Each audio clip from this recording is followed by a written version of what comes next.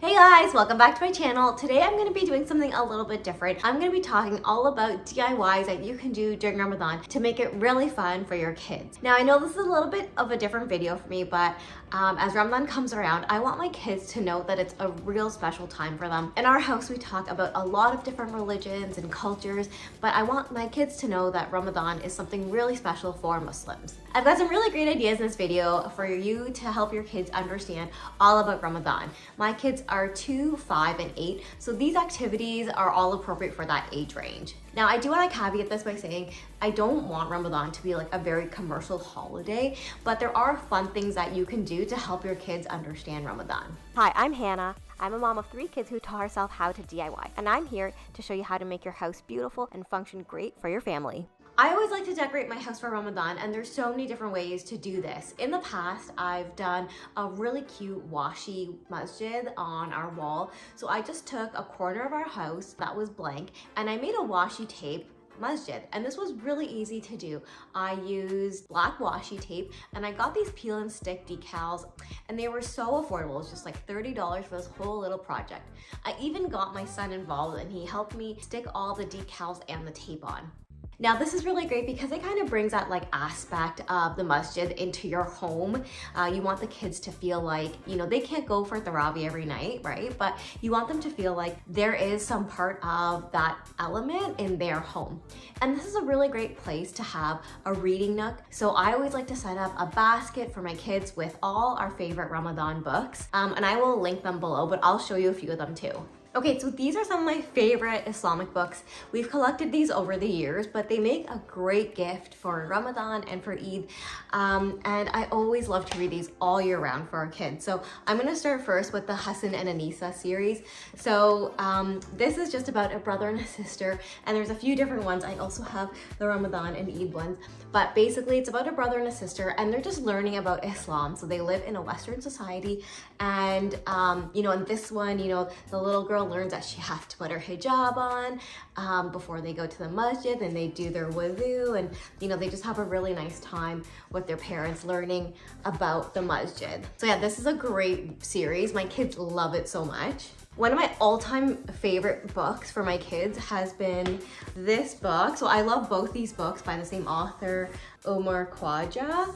But this is my favorite book, Ilyas and Duck Search for Allah. So this is basically this little boy and his duck, and there's a series of these books, and they are looking for Allah, and it's all about like, you know, they go to the Amazon forest and they're like, oh monkey, have you seen Allah? They go diving in the ocean and they're like, hey, have you seen Allah? So this is such a great book because I think kids just don't have a concept of what is Allah, where can I find him, who is he? And the ending is really beautiful as well. So I really recommend this as like my favorite Islamic book. And then we've got some others, like I have a daughter who's 2 years old. So this is great for her level. This is all about the ABCs, right? So, you know, A is for Allah, B is for Bismillah. So this is great for, you know, like younger kids kind of learning to read, learning their alphabet, that age range. I like to teach my kids all about, you know, Muslims are all over the world. There's lots of different cultures that they come from. So this little book is so cute. So Eid Breakfast at Abuela's. So this is about a little girl who's Mexican, and her family is actually not all Muslim. So this is a great book if you're trying to teach your kids, or maybe you are like a revert, right? Or a convert. And so, you know, this is about that kind of a story, and it's really beautiful. Yeah, and it's even got some Mexican words in here. So like, you know, feliz, sorry, I'm not a Spanish speaker, but, you know, and they've got the traditional Mexican foods and games that they play too. So it's a really great book. If you know, you are a revert or you have friends who have recently converted, I think this would be a beautiful book for them. So I will list these and some of my other favorites in the description below. I think one of the hardest things during Ramadan is when it's iftar time. It's usually after school, your kids are home, they're hungry, they need your attention, and you want to get iftar on the table. So I have a bunch of printables, and I think what you could do is just print them day by day, and they're all different types of printables that I've just made. Honestly, I made these for my kids, but then I put them online to benefit everyone else. So this is like a word scramble. This one is a Ramadan good deeds list. So this would be great. You can print it out and get your kids, you know, to try and check these off, get them all done, and maybe when they finish all of them, they get a little treat or something.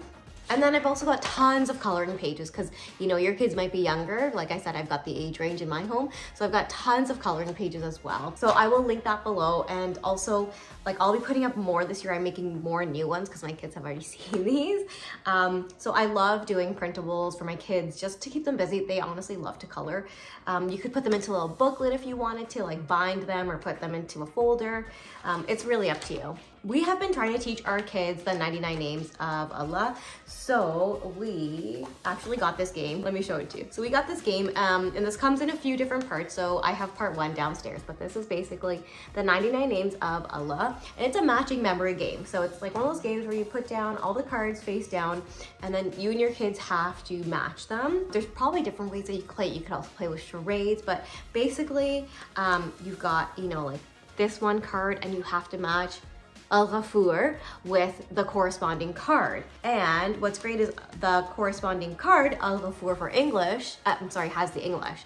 So you've got both like the Arabic and the English. And then, you know, when we play this game, we try and explain to the kid, like, you know, what does this mean? Like, when would you use this name of Allah? So that's been a great way for them to just recognize there are so many different names and characteristics of Allah.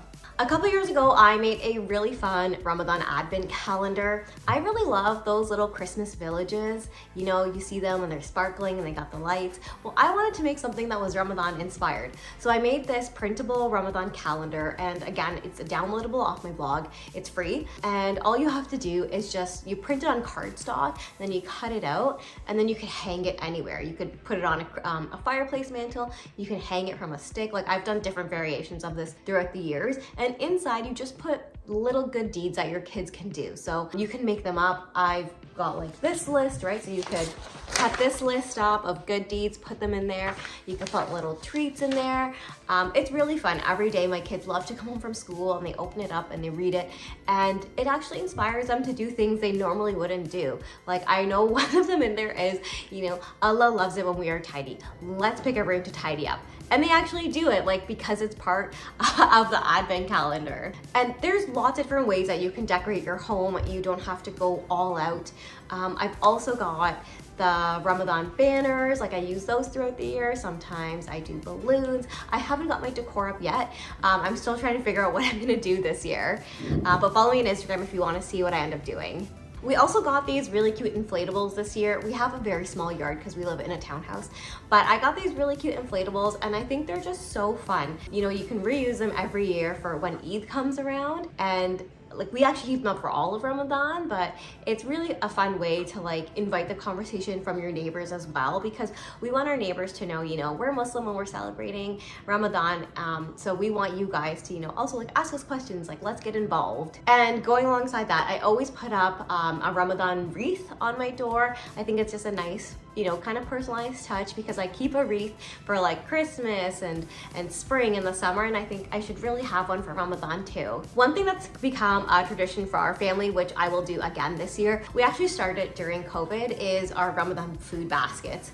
So this is when we make a basket of sahur items for our family and friends, and we go around, and on the first and second week of Ramadan we drop them off. And I think this is just really fun. It's affordable. It's not like, you know, a really expensive thing you do, but it's just thinking about what items they would like for sahur. So, you know, we always put in like orange juice, eggs, oatmeal, fruit, dates, right? Things that would be nutritious and energize you in the mornings. And we also throw in some fun things in there for the kids, like the cheese streams and yogurt drinks too. And then it's really fun. We drive around to our friends and our neighbors' houses, our family members, and we deliver them. And it's a great way to like connect with your community during Ramadan. Another thing I've seen, which is kind of similar, is a lot of people drop off iftar baskets. So, you know, having like that iftar prepared, because, you know, everyone's busy working, having that at the end of the day is just such a nice way to have that community aspect of Ramadan. If you buy a pack of cookie cutters that are Ramadan themed, there are so many different things that you can do with them. So I got like this Masjid shade, I've got a camel, the lantern. So obviously with the cookie cutters, you can make cookies, but I also love to use them for the kids' sandwiches for lunch, so I'll just cut them out into the shape of a camel or a masjid. They still have to eat the outside part, we just say it's like 2 different sandwiches. So that's really fun for them. You can also use them for pancakes. One year I did something so fun with my kids. I made salt dough ornaments. I put them onto a string and I loved it. It was so cute. And then we hung it actually on our fireplace and it was great, but then it was kind of hard to store and it got tangled, sadly. But I might do that one again with my kids, especially because it's been a few years since we did that one. By no means am I saying that Ramadan should be like a really commercial holiday. I just want our kids to feel like Ramadan is fun because they're gonna see other holidays throughout the year like Christmas and Easter and Halloween, and those all look really fun. So I want them to know that, you know, this is what Ramadan is about, and while we're doing these fun activities, that's when we talk about it, right? It's easy to have a conversation with them when they're having fun. And one thing that I always try and encourage my kids to do is to collect Sadaqa during the month of Ramadan. So we have a Sadaqa box and we go around to our neighbors and our friends' houses, and this is really easy for us to do because we do the sahur baskets. They take them around, and if they go to an iftar party, they take their Sadaqa box and they ask for donations, and then at the end of the month my husband and I will match their contribution, and then they get to donate it to whatever charity they want. So, you know, charity is a really important aspect of Ramadan, and so that's one that you definitely don't want to miss out on, and there's so many different ways that you could encourage your kids to do it. I also in the past have had 3 different jars for them. So one's a save, spend, Sadaqa, and when they do their good deed of the day, they get to put a coin in each, and then, you know, they at the end of the month, whatever they saved, they keep for themselves. Whatever is for Sadaqa, we pick a charity and donate it, and whatever they've saved or they've got in the spend jar, we, you know, spend it on something at the dollar store, right? So I hope this has given you guys some ideas. I'd love to hear if you guys have other ideas in the comments, drop them in. And I wish for you a very blessed month of Ramadan from my family to yours.